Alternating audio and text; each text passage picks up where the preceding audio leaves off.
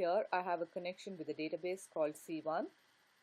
I'm connected as the user HR through this connection.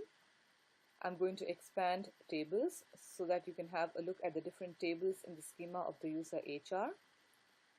Now in this segment, I will be writing a number of queries based on the employees table.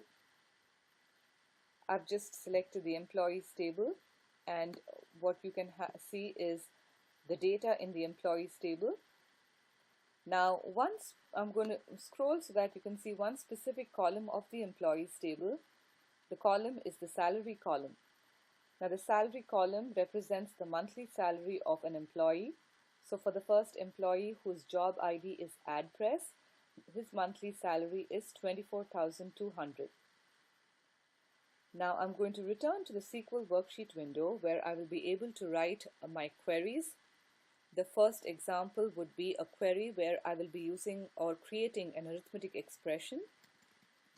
I'm going to retrieve the first name of the employees, their monthly salary, which is stored in the table, and the annual salary, which will be created by multiplying the salary by 12 from employees. Observe, salary times 12 is what I call as an arithmetic expression. It will be a value that is derived by multiplying this monthly salary by the numeric constant 12. I just executed the statement and observe the output has the first names, the monthly salaries of the employees, and their annual salaries.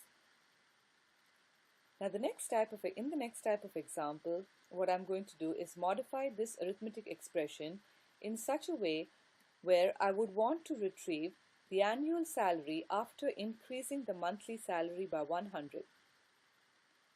So what I've just written is salary plus 100 times 12. Now when evaluating an arithmetic expression, Oracle follows an operator precedence. The operator precedence is multiplication and division is done before addition and subtraction.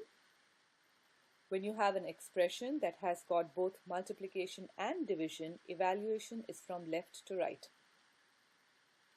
Now if I had to see the annual salary after increasing the salary by 100, this type of query will give me an inaccurate result because Oracle will first perform the multiplication and then the resultant value will be added to the salary. Now what I would have to do is force Oracle to change the order of execution, and this can be done by using parentheses.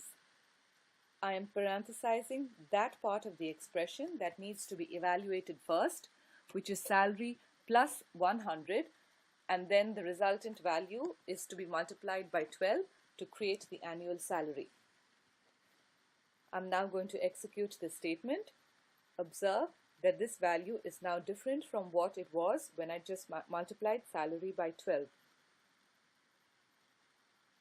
Now I just showed you a number of different examples where I created arithmetic expressions using column names, numeric constants, as well as arithmetic operators.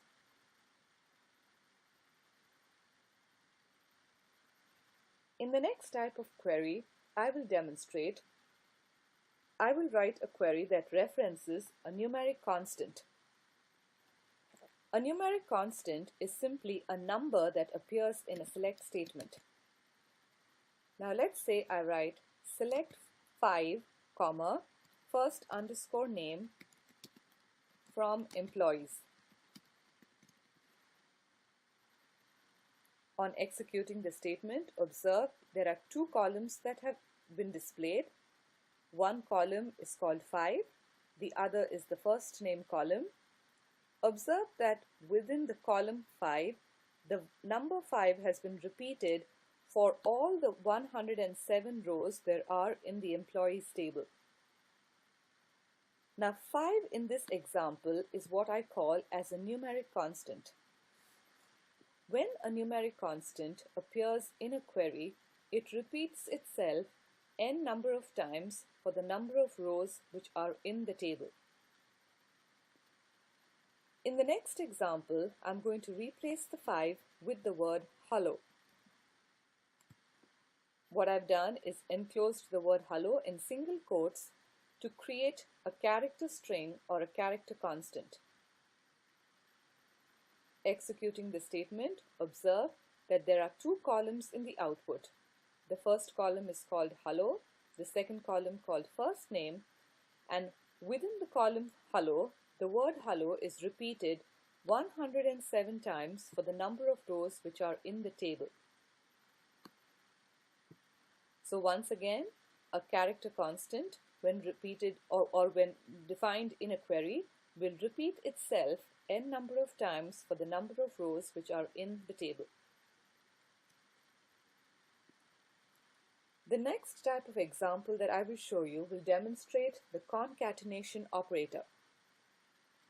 Now I'm going to replace the comma with the concatenation operator, which is the double pipe symbol. The concatenation operator is used to combine strings. Here I'm trying to combine the word hello with the first name of the employee. On using the concatenation operator, you will get one resultant column with the word hello and the first name combined. Observe over here, the word hello and the person's name has been combined to create one string. So that's what the concatenation does. It combines individual strings to create one string. Now I'm going to modify this output slightly so that what I can do is get a space between the word hello and the first name. I've written hello, which is the character constant, combined with a single quote, with a space within single quotes, combined with the first name from the employees table. Notice that there is now a blank space between the word hello and the person's first name. Finally, instead of a space, what I'm going to do is write a character string such as earns an annual salary of, and I'm going to replace the column first name with salary times 12. I'm also going to replace the word hello with first name. The select statement I've written is select first name, so I'm going to display the first names combined with the words earns an annual salary of, combined with the annual salary value that is created by multiplying the salary by 12. Now, for a better, more readable output, I'm going to include a space inside the single quote so that there is a space between the word Stephen and earns.